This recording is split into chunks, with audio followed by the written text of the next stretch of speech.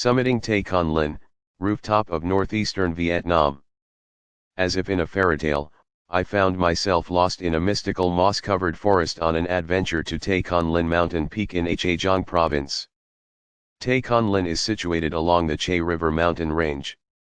Straddling Hoang Su Phi and 6 Chuyen districts, its peak lies 46 kilometers from Ha Giang town, the eponymous province's capital. The mountain boasts an altitude of 2,428 m and is considered sacred by the La Chi ethnic community. My guide Tri U Men Kin is a native Red Dao from Thong Nguyen village. He has 8 years of experience in community-based tourism, allowing him to skillfully shepherd any trekker across Ha Giang. At 9 a.m. on an early September morning, our crew departed Kin's home, following the cement road from Nam Hong village to the mountain base. Since it was harvest season, we were blessed with a tranquil painting of golden rice terraces rising into the sky, blue crisscrossing streams, and peaceful Dao, Tay, and Nung homesteads. The expedition started off on a rough note as we walked towards En Hung village, with rocky and muddy paths soon replacing the smooth cement roads. After lunch at Tung San village, we continued our journey towards the mountain. The deeper we penetrated its surroundings, the more obstacles appeared, with bends becoming sharper and ever more twisting. I held my breath every time Kin's motorbike came a tad too close to the edge. We reached a Hmong lady's home next to a bamboo forest, parked there, and commenced our ascent up Tay Con Linh.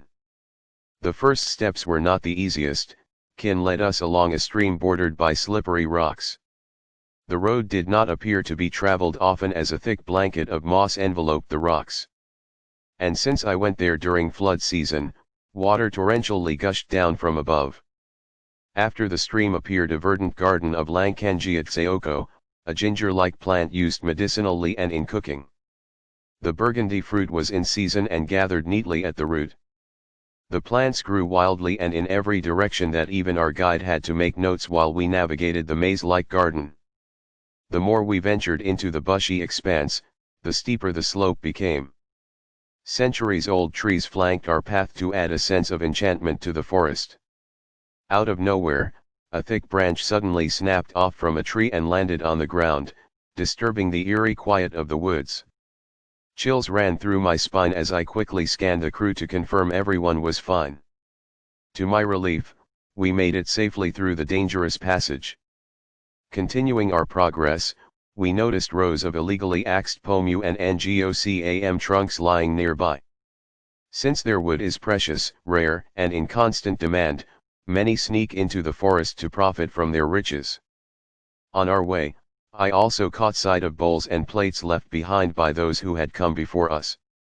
Their rusty color further emphasized the abandoned feel of the woods, as if neglected for eons. At last, after a day's trek, we crossed a narrow bridge to reach a shanty at an altitude of 1,848 m. The structure was initially erected as a rest stop by Hmong locals who frequently visited the forest. In time, Kin had made a deal with its owners to provide accommodation for tourists, equipping the shanty with thick blankets, bowls, and cutlery. At 5 p.m., the crew was completely drained following a long hard day of trekking. As one, we took advantage of the nearby stream to wash off our accumulated sweat and dirt. Though the water was glacially cold, I had little choice but to pour a bucketful over my head. Passing an ancient tree, a crew member reported what seemed to be a poisonous snake whose head he saw peeked out of the trunk. During the rainy season, snakes appear in greater abundance along the route, making the presence of an experienced guide even more vital. To avoid incident, 3 Red Dao men set out to kill the snake, returning half an hour later carrying the burly black and white ophidian whose fangs had been ripped out. We did not want to kill animals in nature, but we had no choice to avoid danger. That evening, we feasted on forest vegetables, frogs gathered near the river, and snake meat. Warmed by the cozy fire, we sipped on traditional goat wine to celebrate the end of an eventful day. The next morning, we woke up to the pleasant rustling sounds of the nearby stream and cheerful chirping of birds. I walked outside the shanty and was greeted by thick opaque fog, another day had started. We fueled ourselves with hearty bowls of noodles and rice before resuming the second day of our Tay Con Linh expedition. At 7:30 am, the crew began its trek. Kin told us the trip from our shanty to the summit would take 2 to 3 hours depending on our pace. Our second day trek was enveloped in heavy fog. Surrounding us were oak trees blanketed in moss. The higher we reached, the rootier trees became, making it harder to walk and orient ourselves. For a brief instant, I thought I had entered another dimension. From time to time, Kin would hit out at snakes found along the way. Blending in with ancient towering trees were centuries-old tea plants from which white blooms fell to cover the forest floor. Amongst the white flowers were ngoc, a rare species of burgundy mushrooms only found at an altitude upwards of 2000 m. They are commonly used to brew medicinal wine beneficial for tendons and bones. As we neared the top, both the temperature and air pressure dropped. I gasped for air and dragged my feet through the woody passages, feeling my energy drain by the second. Kin informed the crew the altitude to be 2,400 m and that the summit was merely 28 m away. Empowered by this encouraging news, the crew picked up its pace to finally reach the top of Tay Con Linh, where we were met with a jaw-dropping summit view. We ended our trip via another route descending from the top, pretty flowers of all shades proclaiming our victory. Before traveling. Transportation. Limousine bus. Since the route is less frequented, there are not as many shuttle buses that run through the region. If departing from Hanoi, you can consult ngoc Quang, Kami, Quang Gi, Quang Giang, or Dang Quang bus services for a ride to the Tan Quang intersection in Zhejiang province. From here, you can hop on a second ride to reach Thong Nguyen village. The latter is offered by Thong Nguyen bus service that can be reached by this number, 0966 212 213. However, motorbikes are the only transportation available from Hoang Su Phi to Tay Con Linh Mountain. Motorbike. If you are feeling more adventurous, you can travel by motorbike from Hanoi to Tay Con Linh Mountain base directly. However, this option is not recommended since mountain passes can get dangerous with sharp turns and uneven surfaces, especially for first-timers unfamiliar with the route. It is best to book a knowledgeable guide who will drive you by motorbike to Tay Con Linh. Accommodation. Stay at Kin Homestay, Deo Homestay, or Hoang Su Phi Bungalow when in Hoang Su Phi district. During your trek, you will spend the night in a Hmong shanty at an altitude of 1,848 m, fees included in the tour. Food, mainly homemade meals of specialties including prairie chicken, wild boar, forest vegetables, goat rice wine, and corn wine. Porter.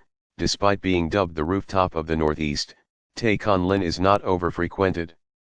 Due to its lack of tourists, the route can be maze-like and confusing. This is locally considered a spiritual landmark of the ethnic community with multiple accounts of mysterious disappearances. Thus, it is highly recommended to book a guide.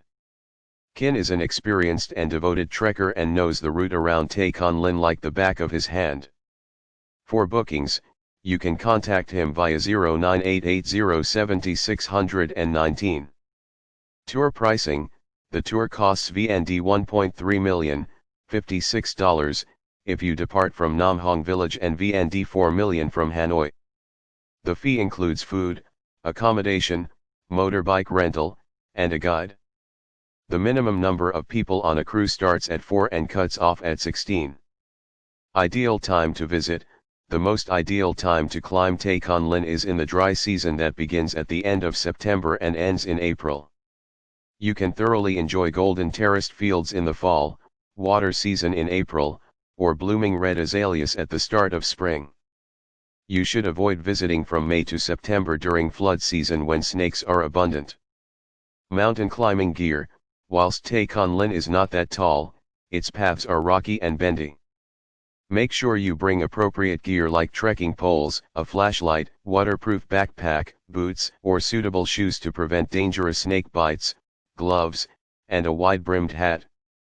At such an altitude, Tay Con Linh can also get cold quickly, so pack sufficient and appropriate garments. Su Kien, 28, is from the central province of Quang Ngai and lives in Ho Chi Minh City. She travels around Vietnam and writes books and a travel blog. This video is created automation by computer program. Please subscribe channel for new videos. Thanks for watching.